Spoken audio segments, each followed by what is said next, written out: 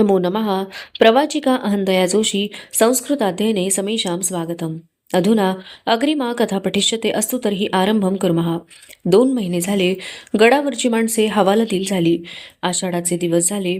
राजांच्या फक्त खुशालीचे स्वार गडावर येत होते.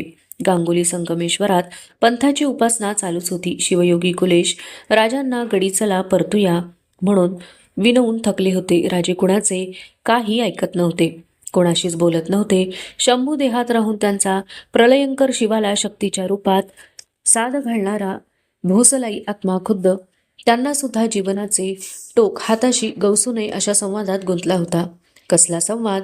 पुरंदर, जिथं आम्ही जिंदगीचा पहिला श्वास घेतला.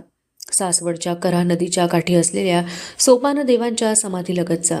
केवढी फिरली ही पावलं पुरंदरावर आकार घेतल्यापासून. आमच्या जन्मदात्या मासाहेब आम्हास नीट याद येत नाहीत. त्यांची जागा घेतली थोरल्या आऊंनी. धाराऊन काय योग हे! शेवटच्या क्षणी आम्ही नाही भेटू शकलो आबासाहेबांना. धाराऊला थोरल्या मासाहेब आमच्या समोरच पाचाडवाड्यात गेल्या. सती गेल्या मासाहेबांना तर आमच्या हातांनीच द्यावा लागला चूड आम्हास. खरंच मथुरेहून त्रिमलांच्या सोबत मुलखाकडे यायला निघतानाच गवसतो आम्ही पेरल्या पहाऱ्यांच्या तावडीत तर. पन्हाळ्यावर आम्हाविरुद्ध रचलेला विषप्रयोगाचा कटाव सफल होता तर. करता जेरबंद दिलेरच आम्हास आपल्या गोटात तर. केवढ्या प्राणघाती कृष्णच्छायेतून गेली ही हयात. गडकोट, जामदार खाने खजिने यांची रायगडाच्या सिंहासनावरची हवस वाटली आम्हास. उगाच सख्या बहिणीला पाठमोर होऊन आमच्या पाठीशी उभे राहिले हंबीरराव. उगाच दिली त्यांनी आपली लाडकी ताराऊ आमच्या एका शब्दाखातर रामराजांना. का म्हणून आले शहजादा अकबर आणि दिलेरचा भाऊ मिरबात खान आम्हाकडं? समर्थ म्हणाले, आबासाहेबांहून विशेष ते करावे. आम्ही ते मानलं का? नाही का? आबासाहेब आकृती आम्ही केवळ सावली हे बरं समजून आहोत आम्ही. येता औरंगजेब फौजबंद होऊन आबासाहेबांच्या हयातीत दक्षिणेत तर जाते त्यास शरण ते कधीच नाही. दुर्गाबाईंच्या रूपे जो गुदरला तसा प्रसंग औरंगाच्या बेट्यावरही कधी गुदरू नये असेच का वाटत आले आम्हास? हा औरंगाचा आणि आबासाहेबांचा आमचा खाजगीचा जंग आहे? नाही, 2 वृत्तींचा जंग आहे असं एकल्या आम्हासच का वाटतं? पाण्यात ढेकळं विरघळावीत तसं मी म्हणणारे का होतायत या दौलतीस पारखे? ही त्यांनाही वाटतं ही एकल्या भोसल्यांची दौलत आहे म्हणून.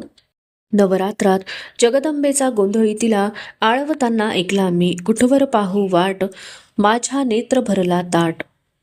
कशाच्या पाठबळावर जगत असतो, धडपडत असतो माणूस? का आज तेच बळ कमी पडलं असं का वाटतं आहे? मामासाहेब हंबीरराव गेले म्हणून? लगतच्या 2 शाया पडल्या म्हणून? साऱ्यांनी एकजुटीनं कंबर कसली तर निभाव लागू नये अशा औरंगासमोर आमचीच माणसं आम्हाला पारखी झाली म्हणून? सवालाचे शेपूट धरून सवाल खडे ठाकत होते. त्यांची उकल व्हावी असा जाब मात्र गवसत नव्हता. बाहेर आषाढी पावसाखाली मावळ माती कशी झोडपून निघत होती. तुम्ही छंदोगामात्य असाल, कुल एकत्यार असाल, पण आम्ही महाराणी आहोत. गडावर पेशवे आहेत. पाऊस माऱ्यातून गनिमा फौजा मुलखात दौडत आहेत. मोक्याच्या गडकोटांना घेर पडत आहेत. आणि तुम्ही स्वारींना गडाबाहेर काढून ऐशारामात? कोण मजल ही? रायगडाच्या दरुणी महालात अनावर संतापाने लालेलाल झालेल्या येसूबाई उभ्या देही थरथर कापत होत्या. त्यांचे हे रूप बघून दिमतीच्या कुणबिणीही थरकून गेल्या. त्यांनी राणीसाहेबांना असं कधीच नव्हतं बघितलं. समोर उभे कवी कुलेश ते राजबोल ऐकूनच लटलट कापू लागले. काय जाब द्यावा हे न सुचल्यामुळे त्यांची गर्दन खाली गेली होती. खांद्यावरचे गुलाब काठे उपरणे थरथर कापत होते. खास खबरगीर पाठवून येसूबाईंनी त्यांना संगमेश्वराहून तातडीने बोलावून घेतले होते. पेश येतात जबानीवर घेतले होते. परंतु राणी साहब हमारी सुनिये हम कुलेश बोलू बघत होते. महाराणी त्यांचा एक शब्दही ऐकून घेण्याच्या मनस्थितीत नव्हत्या. स्वतःशी बोलाव्या तशा त्या कुलेशांना सुनावीत होत्या. बेलाग फडाफड बोलत होत्या. पावली चंडी झाला तिचा कृपाशीर्वाद. कधीच का केली नाही अशी उपासना आमच्या आबासाहेबांनी? केवढं होतं गुदरलं त्यांच्यावर. तुम्ही कवी म्हणवता, कसा शिरला कली तुमच्यात? येसूबाईंच्या कानीही उठलेल्या अवया पडल्या होत्या. अंगाचा तिळपापड झाला होता त्यांचा. त्या ऐकून मध्येच थांबवून त्या कवींना कुडीभर न्याहाळत होत्या संशयाने. कलुषा बादशहाचा हस्तक आहे ही कानी पडलेली हजरी बातमी तर त्यांच्या मनी टिटवीसारखी कर्कश केकाटत होती. काय बोलावे, कसे बोलावे त्यांना समजेना. आमच्या कानी आलंय तुमचं कौतुक. बादशहाच्या वतीनं फितवा करून स्वारीला भलत्याच वाटेस लावणारी तुमची हवस जाणून आहोत आम्ही. शरम कशी वाटली नाही तुम्हास स्वामींच्या खाल्ल्या अन्नाचे असे पांग फेडताना. त्यांच्याशी खेळ ही आमच्याशी गाठ आहे हे समजून असा छंदोगामात्य. असह्य संतापाने कोंडीने येसूबाईंना नीट बोलताही येईना. अंगभर सरकलेल्या कुलेशांचे डोळे डबडबून आले. डोईवरचा पगडी घेर त्यांनी डुलविताच आसवांचे 2 थेंब त्यांच्या डोळ्यातून उडाले. काय केले नव्हते त्यांनी दौलतीसाठी. मथुरेहून राजांना बालपणी सुखरूप पाठवण्यात त्यांनी थोरल्यांना निष्ठेने धोका पत्करून मदत केली होती. राजांच्या वतीने शहजादा अकबरासह फिरंगी दरबारात वकिली जमवून तह साधला होता. जीव गलबलून उठला त्यांचा. झटकन पुढे होत त्यांनी राणीसाहेबांचे पायच धरले. त्यांनाही धड बोलवेना. रानी साहब, चाहे तो गर्दन उड़ा देना हमारी. हम कुलदेवता की शपथ लेते हैं. चरणों में हम बेमान नहीं. कुछ भी कीजिए, हमारे राजा साहब की बड़ी स्वामी के इस दौलत को बचाइए. लहान मुलासारखे छंदोगामात्य स्फुंदू लागले. येसूबाई सुन्न झाल्या ते ऐकताना. झाल्या प्रकारात कुलेशांचा दोष नव्हता असता तर ते राणीसाहेबांच्या भेटीलाच आले नसते. ते आलेच नसते तर मागचा पुढचा कसलाही विचार न करता निळोपंत खंडोजींना फौजबंदीने धाडून त्यांना जेरबंदच केले असते येसूबाईंनी. मग दोष होता तरी कोणाचा? राजांचा. एवढे बऱ्हाणपूर ते पणजी घोडे फेकणारे, प्रत्यक्ष औरंगलाच पिछाट घ्यायला लावणारे राजे, त्यांच्याबद्दल असे म्हणायची शामत तरी होती कोणाची? दोष असलास तर होता सोमवार पसरलेल्या असंख्यात कोत्या मनांचा, लालचावलेल्या कैक जीवांचा. हाती पेटती मशाल द्यावी आणि वर धरायला कोणतेच छत न देता ऐन पावसात उभे राहून ती तेवती ठेवा असे सांगावे तशी गत झाली होती राजांची. कोणी केले होते हे? जगदंबेनेच. नाहीतर आशीर्वादाचं बळ कमी पडतंय असे तरी काय यावे त्यांच्या मनी. येसूबाई काहीच बोलल्या नाहीत. मनोमन काही एक पक्का निर्णय घेऊन त्या दालनातून निघून जाताना कुलेशांना एवढेच म्हणाल्या, आता आमच्या जागी तुम्ही आहात. सावलीसारखे स्वामींच्या पाठीशी असा. आजच गड सोडा. कुलेश संगमेश्वरला येऊन पोहोचले. लागलीच त्यांना राजांची आज्ञा झाली. तुम्ही टाकोटाक खेळण्यास दाखल व्हा. शिरकाणात काही गडबड दिसते त्यावर ध्यान ठेवा. मामला घरचा आहे. प्रसंगी आम्हाला लिहा, आम्हीच सोडविला पाहिजे तो. राजांच्या कानीही शिरक्यांनी उठविलेल्या आवया व त्यांच्या संशयास्पद हालचाली आल्या होत्या.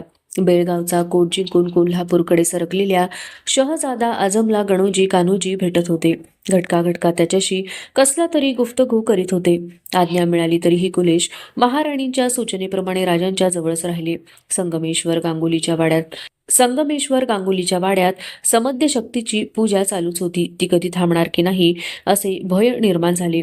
संगमेश्वरचे देसाई, गांगुलीचे कारभारी, खिदमतगार पुरुषा एवढेच काय, पंथाचे अधिकारी, प्रत्यक्ष शिवयोगी कुणीच राजांसमोर काही बोलू धजत नव्हते. कुलेशांची तर अडकित्यात सापडलेल्या सुपारीगत अवस्था झाली होती. राजे कोणाशीच काही बोलत नव्हते. अवतीभोवती सेवा करणारे 1-2 खिदमतगार सोडले तर दुसऱ्या कुणाला थांबू फिरकू देत नव्हते. त्यांच्या एकाच बाबीवर स्वतःशी खल चालला होता. हे राज्य आम्हा एकल्याचंच आहे का? तसं नसताही तसं का वाटत आहे? सवाल उठत होता. साध काही मिळत नव्हती.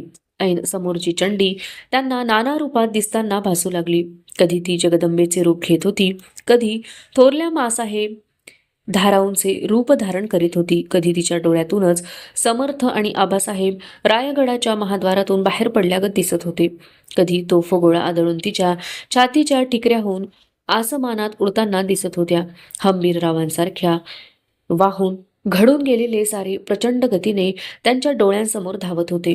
एरवी कुणाचेही काळीज चरकून जावे असा तो पट होता, पण शेतकऱ्याने शिवाराकडे बांधाकाठी राहून बघावे तसेच राजे आपल्या उभ्या हयातीकडे तिराहितपणाने बघत होते. न कचरता, मनाचा टवका उडून देता पुन्हा पुन्हा त्यांच्या डोळ्यांसमोर येऊन थिरावत होती ती फक्त एकच एक मुद्रा. आबासाहेबांची पन्हाळ्यावर अखेरची उरभेट घेताना हात पसरते करून कवेत घेऊ बघताना म्हणणारी, लेकरा कुठं गेला होतास? जामदार खाण्याचा, अंबार खाण्याचा तपास घ्यावा तसे त्यांचे मन आपल्या उभ्या हयातीचा तपास घेत होते. ज्या तडकाफडकी आम्ही दिलेरच्या गोटात जाऊन आबासाहेबास पारखे झालो त्यानंच खचले ते. आबासाहेब केवढा थोर कलंक घेतला आहे. आम्ही एवढ्या बाबींना आमच्या हयातीवर निघेल कधी काळी तो धुवून. मिळेल ती संधी.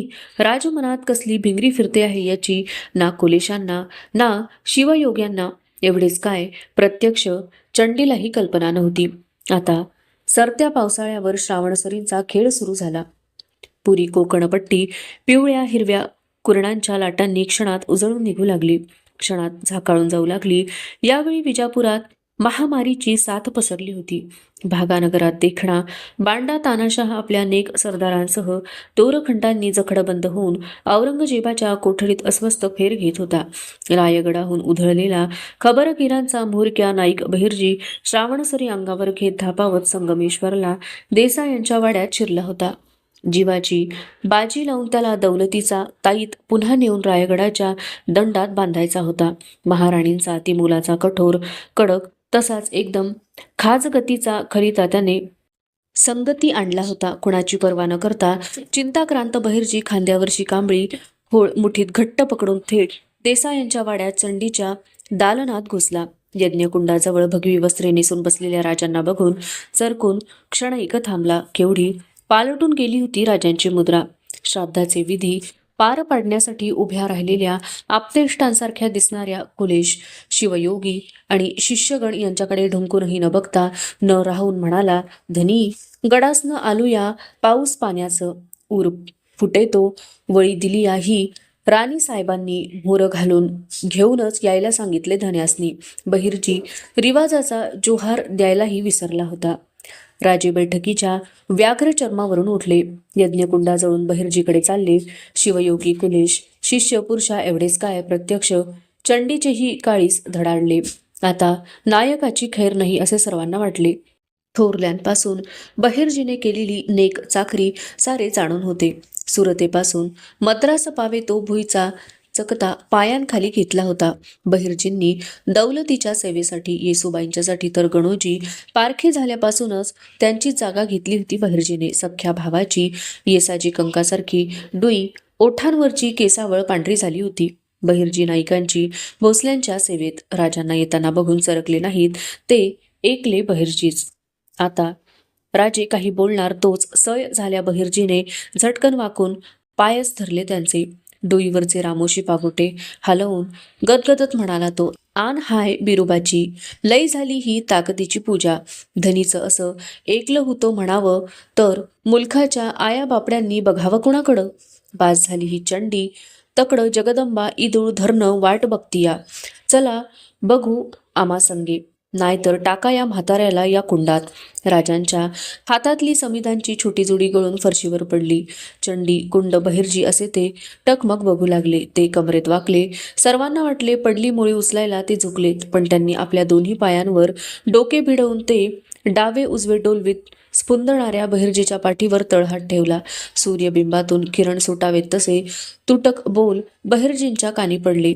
नाईक कुचाचा सरंजाम ठेवा, तुम्हा संगतीस निघू आम्ही गडी. खांदे धरून त्यांनी बहिर्जीला उठते केले. त्याने दिलेली खलितावळी स्वतःच खोलून त्यावर नजर फिरवली. डोळ्यांसमोर लिखावट फिरली त्यांच्या. श्रींच्या राज्यासाठी श्री सखींनी रेखलेली. झाली ती तुकी चंडीची भक्तिपूजा पुरे झाली. एक चंडी स्वारीस पाहून शक्ती देते तर काय, अवघा मुलूक शक्तिपात झाल्यागत झाला आहे. देखत पत्र स्वार होऊन नायक समवेत निघून यावे, ना तर आम्हीच निघून येऊ. आबासाहेबांनी दिधली शिक्के कट्यार आणि श्री सखी ही मुद्रा यज्ञकुंडात टाकून आम्ही पंथाचे भक्त होण्यासाठी गड सोडून तिकडेच येऊ. छत्रपतींनी हातचा खलिता मुठीतच आवळला. त्यांच्या आज्ञेप्रमाणे खासा तळ हलवण्याच्या तयारीला सगळे लागले. कुलेशांनी सुटकेचा निश्वास टाकला. आपल्या दिमतीसह खेळण्याची वाट धरली. यावेळी विजापूरच्या शाही मशिदीत नमाज पडून आलेला औरंगजेब आपल्या वजीर असद खानाला सांगत होता, हमने कसम ली है आज नमाज पढ़ते समय कुरान शरीफ की सेवा के बच्चे का ये तख्त बेखो बुनियाद उखाड़ देंगे जैसा यहाँ, गोवलकोंडा में लगाया वैसा लगा देंगे चांद तारों का निशान, रायगढ़ पे शहजादे आजम को लिखो, संबा पर जासूद फेको उसका पीछा जारी रखो. बाले किल्ल्याच्या तटबंदी बाहेर मात्र महामारीने मेलेल्या गरीब आदिलशाही रयतेची प्रेते चुपचाप कब्रस्तानाकडे नेली जात होती. गांगुली संगमेश्वर दोन्ही ठिकाणच्या पंथस्थानातील मूर्ती सांगता करून राजाज्ञेने हलविण्यात आल्या. व्याघ्र चर्माच्या वळ्या काखोटींना मारून शिष्यगणासह आले तसे शिवयोगी निघून गेले. पंथाचे एक प्रचंड वादळ राजजीवनात घोंगावत डोकावून सरकून ठेवले होते. शंभू मनात शक्तिशाली शिवाचा भक्तिभाव जागा झाला होता, तो तसाच रेंगाळता ठेवून गेले. अवशिष्टा कथा अग्रिमे भागे पठिष्यते. अस्तु तर्हि पुनर्मिलामः. तावन् मंगलं भूयात्, शुभं भूयात्. नमो नमः. धन्यवादः.